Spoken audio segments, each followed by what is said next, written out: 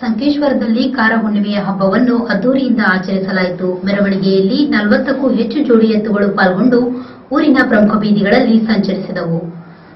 ಸಂಕೇಶ್ವರ ಪಟ್ಟಣದಲ್ಲಿ ಕಾರ ಹುಣ್ಣಿಮೆಯನ್ನು ಸಂಭ್ರಮದಿಂದ ಆಚರಿಸಲಾಯಿತು. ಕಾರ ಹುಣ್ಣಿಮೆಯ ನಿಮಿತ್ತ 40ಕ್ಕೂ ಹೆಚ್ಚು ಜೋಡಿ ಎತ್ತುಗಳು ವಾದ್ಯಮೇಳಗಳೊಂದಿಗೆ ಪಟ್ಟಣದ ಗಾಂಧಿ ಚೌಕ್, ಆಯುಧ್ ರೋಡ್ ಸೇರಿದಂತೆ ಪಟ್ಟಣದ ಪ್ರಮುಖ ಬೀದಿಗಳಲ್ಲಿ ಮೆರವಣಿಗೆ ಮಾಡಲಾಯಿತು. ಮಹಿಳೆಯರು ಎತ್ತುಗಳನ್ನು ಹಿಡಿದು ಮೆರವಣಿಗೆಯಲ್ಲಿ ಭಾಗವಹಿಸಿದ್ದು ವಿಶೇಷವಾಗಿತ್ತು. ಹಲ್ಲು ಹಚ್ಚಿದ ಎತ್ತುಗಳು ಮತ್ತು ಹಲ್ಲು ಹಚ್ಚಲಾರದ ಎತ್ತುಗಳನ್ನು ವಿಂಗಡಿಸಿ ಬಹುಮಾನ ವಿತರಿಸಲಾಯಿತು. ಗೋಟೂರ್, ಬೆನಿವಾಡ್, ಕಮತ್ನೂರ್, ಗಾವನಾಳ್, ನಿಡ್ಸೋಶಿ, ಶೇಖಿನ್ ಹೊಸೂರ್ ಸೇರಿದಂತೆ ಸುತ್ತಮುತ್ತಲಿನ ರೈತರು ತಮ್ಮ ಎತ್ತುಗಳ ಪ್ರದರ್ಶನ ಮಾಡಿದರು.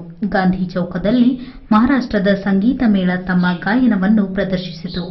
ಸಾವಿರಾರು ರೈತರು ಕಾರ್ಯಕ್ರಮದಲ್ಲಿ ಭಾಗಿಯಾಗಿ ಎತ್ತುಗಳ ಪ್ರದರ್ಶನ ವೀಕ್ಷಿಸಿದರು.